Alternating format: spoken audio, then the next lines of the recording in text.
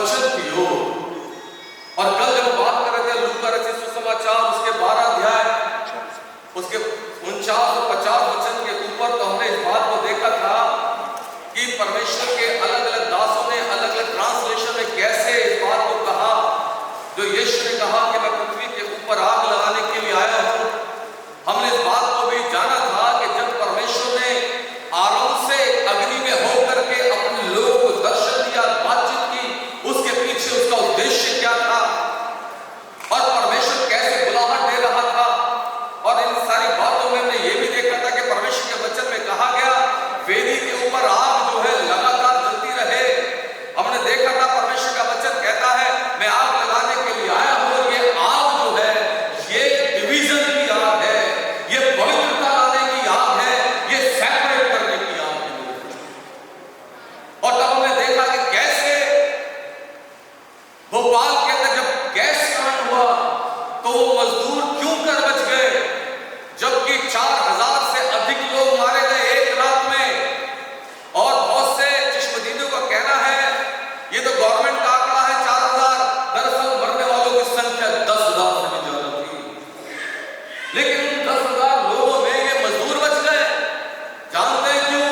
दिसंबर की उस कड़कती हुई ठंड वाली रात में वो आग जला करके ताप रहे थे, और वातावरण गर्म होने के कारण वो गैस उनके पास पहुंच नहीं पाए।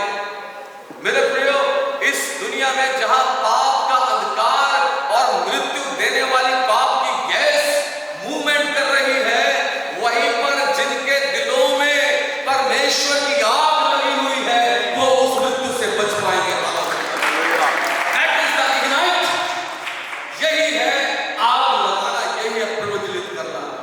मैंने आपको बताया था किस तरीके से विद्वानों ने इस बात को कवर किया, उन्होंने कैसे जाना कि कैसे परमेश्वर ने उनके जीवन में काम किया, और उन्होंने इस बात को जान लिया कि आग लगाने का मतलब है कि परमेश्वर लोगों के जीवन में एक बड़े परिवर्तन को करने के लिए जा रहे हैं।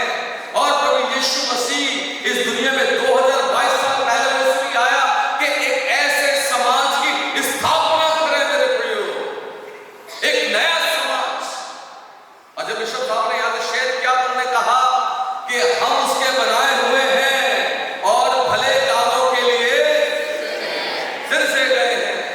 एक ऐसा समाज जो पवित्रता से परिपूर्ण हो, एक ऐसा समाज जो परमेश्वर की आवाज को सुनकर कहता है प्रभु मैं यहां हूं, मुझको भेज।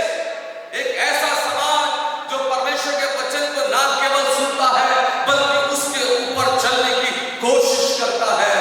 एक ऐसा समाज जब वो मूवमेंट करता है तो उनके द्वारा उनमें जाहिर हुआ मसीह मूवमेंट करता है। मेरे प्रियो, और जब समाज या चर्च सांस लेता है तब मसीह पुनरुत्थानित होता है। हालेलुया।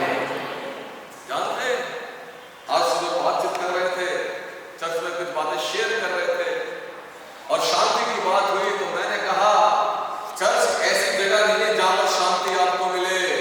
हाँ, आनंद जरूर मिलेगा। अगर शांति देखनी है चाहिए तो भाई कब्रिस्तान में जाओ। आपको समझ आ गई मेरी बात?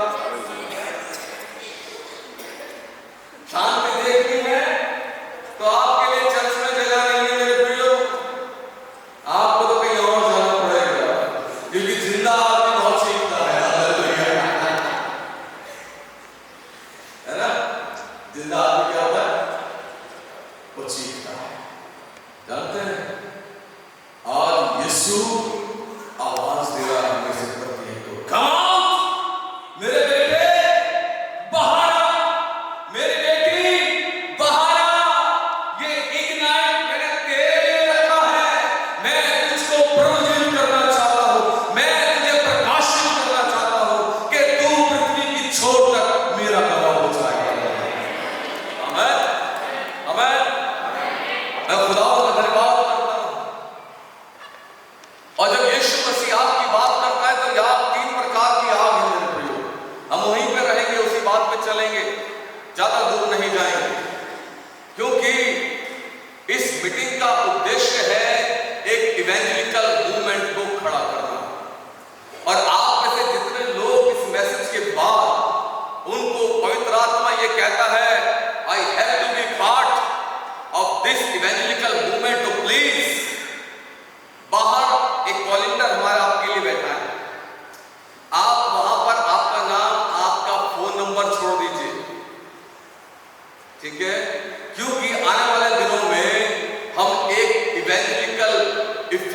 इवेंजलिज्म वर्कशॉप करने के लिए जा रहे हैं। तैयारी पूरी करके चलेंगे ताकि हम इस समय पे सुसमाचार को देख पाएंगे। कुछ समय पहले मैं एक मीटिंग में गया और वहां पर एक बहुत बड़े प्रख्यात प्रचारक थे, मैं नाम नहीं लूंगा, और उन्होंने इस बात को कहा, जल्दी करो। उस मीटिंग का थीम था if not now then never, अगर अभी नहीं तो कभी नहीं। वो बोल रहे थे, ऐसा लग रहा है जैसे हमारे देश में, हमारे भारत में सुसमाचार प्रचार करने का द्वार धीरे धीरे करके बंद हो रहा है। और इसलिए क्या कर रहे थे वो, जल्दी करो जल्दी करो, बहुतों को आग में से झपट करके निकालना है।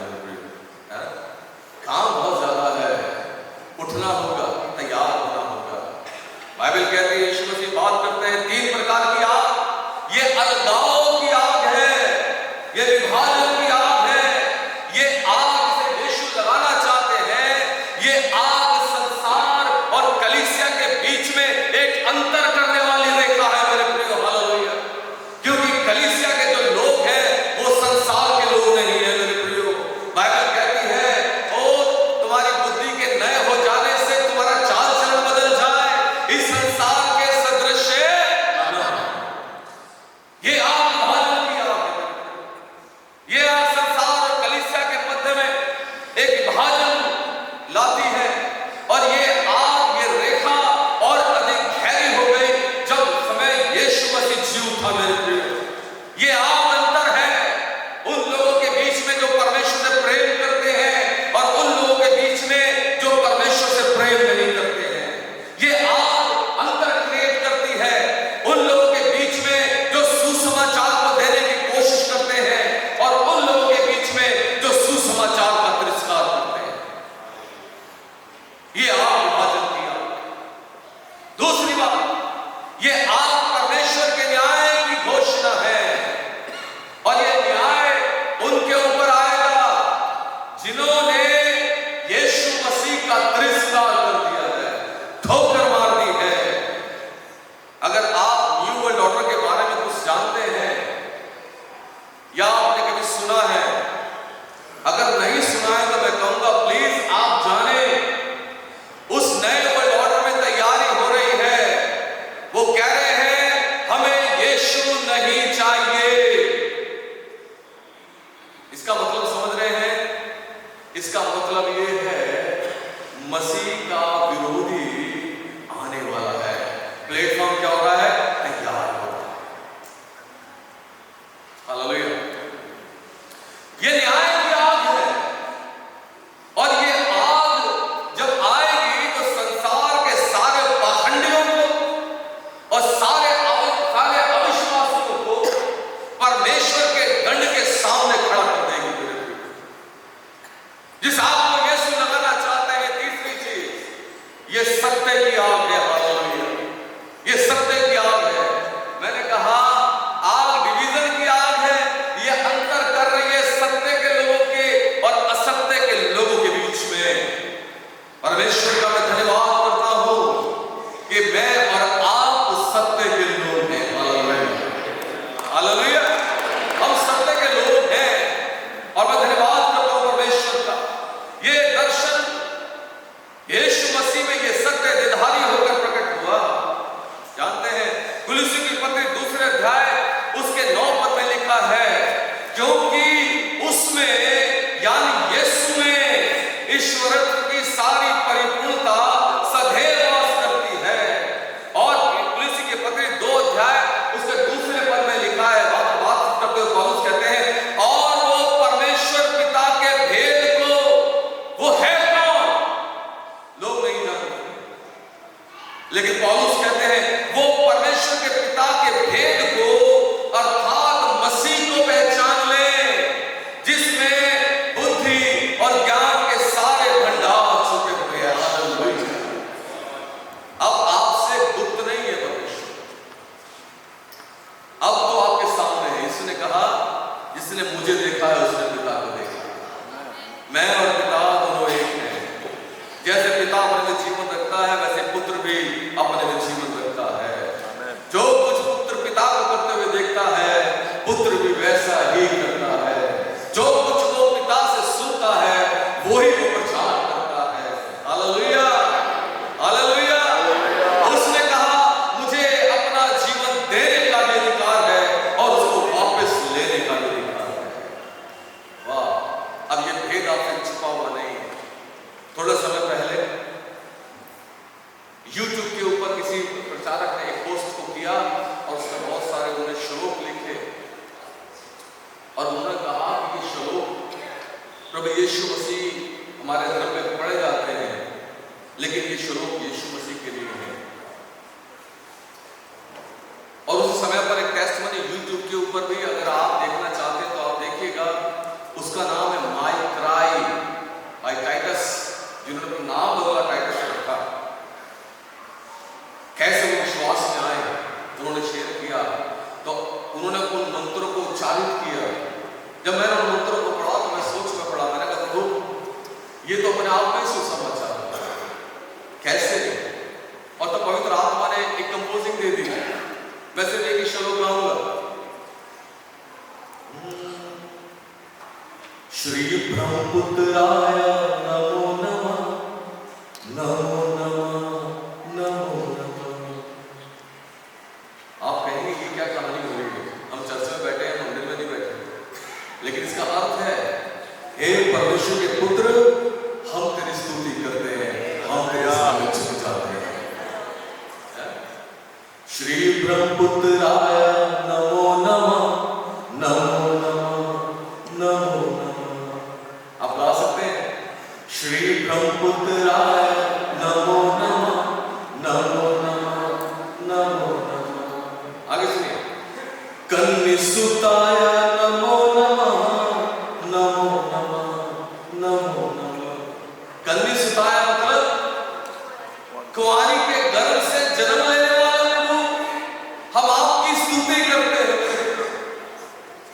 लोग जान नहीं पा रहे who the God is, परमेश्वर है कौन, और वो गा रहे हैं। मेरे प्रिय में धन्यवाद करता हूं, जहां दुनिया की आग, सुनिएगा, जहां दुनिया की आग इंसान को गर्मी पहुंचाती है, वही परमेश्वर की आग मनुष्य को उसके पापों से पवित्र करके उसको पवित्र आत्मा के अनुभव और आनंद से भर देती है। Hallelujah, hallelujah. मैं धन्यवाद करता हूं। और जब वो आत्मिक अनुभवों से भरता है, तब उसके ऊपर वो सत्य प्रकट होने लगते हैं जिनको उसने पहले कभी जाना नहीं था। हालेलुया। मुझे याद आता है जब पंडित धर्मप्रकाश शर्मा जी श्रीमती इंदिरा गांधी से मिलने के लिए जेल में गए। पंडित धर्मप्रकाश शर्मा जी जो एक पुष्कर के महान बड़े पुजारी के बेटे थे और उनके ऊपर यीशु मसीह का प्रकाशन हुआ, तो जब वो वहां गए बात करने लगे इंदिरा गांधी को, उससे जाकर उन्होंने कहा, मैडम ये पीएम की कुर्सी आपको बचा नहीं पाएगी। और तब इंदिरा गांधी ने कहा, फिर मुझे कौन बचाएगा? उसने कहा, आपको यीशु मसीह बचा सकता है। जानते हैं श्रीमती इंदिरा गांधी ने जवाब दिया, oh Dharmaprakash, you are discussing philosophy with me, तुम मुझसे दर्शन शास्त्र की बात करते हो? अरे तुम्हें पता भी है मैंने बाइबल 3 बार पढ़ी है। कितनी बार जानते हैं? पंडित धर्मप्रकाश शर्मा ने कहा, मैडम मैंने तो अभी तक एक बार भी पूरी नहीं पढ़ी, लेकिन मेरे ऊपर परमेश्वर ने इतना अनुग्रह किया कि मैं उस परमेश्वर के अनुग्रह को और उसकी भरपूरी और उसके सत्य को पहचान गया हूं। मेरी प्रार्थना है आपके लिए परमेश्वर से कि जब आपने 3 बार बाइबल पढ़ी है तो आपके ऊपर परमेश्वर 3 गुना अधिक अनुग्रह करे। और उसने यीशु को रिजेक्ट कर दिया मेरे भाइयों। लेकिन 4-5 दिन के बाद क्या हो गया? जब वो जेल से छूट गई, एक समय आया, हम जानते हैं, उस देश के लिए शहीद हुए। मैं परमेश्वर का धन्यवाद करता हूं। परमेश्वर का सत्य जो है उसको छुपाया नहीं जा सकता है, वो बार बार आएगा, लेकिन उस सत्य को बताएगा कौन? ये जिम्मेदारी मेरे और आपके ऊपर। एक छोटी सी टेस्टमनी दूंगा, फिर हम आगे चलेंगे। एक रात जब मैं सो रहा था, सुबह का समय था, सर्दियों की शुरुआत थी, थोड़ी सर्दी ज्यादा थी, और मैं हमारे घर के पास एक मंदिर है, वहां भक्त लोग जो है बड़ी आराधना कर रहे थे सुबह सुबह के समय। और जब वो गा रहे थे, उन शब्दों ने मुझे उठने के लिए मजबूर किया। मैंने ऐसा अनुभव किया कि किसी ने मुझे ऐसे झटकोर के उठा के खटखटा दिया, और मैं आंखें खोलता हुआ अपने ध्यान को वहां लगाने लगा कि क्या गा रहे हैं। और जब मैंने सुना, मैं शॉक हो गया, मैं हैरान हो गया, और मैं परमेश्वर से बात करने लगा। कहने लगा कौन बताएगा इनको? मैंने कहा प्रभु ये तो बड़ी जिम्मेदारी है, प्रभु आप ही रास्ता खोलेंगे तभी इन तक तेरा वचन पहुंचेगा। जानते हैं क्योंकि वो गा रहे थे, क्या गा रहे थे? आप पूर्ण परमात्मा पापों का कर दे खात्मा, और सारा विश्व बने धर्मात्मा। वो इनडायरेक्टली घोषणा कर रहे थे।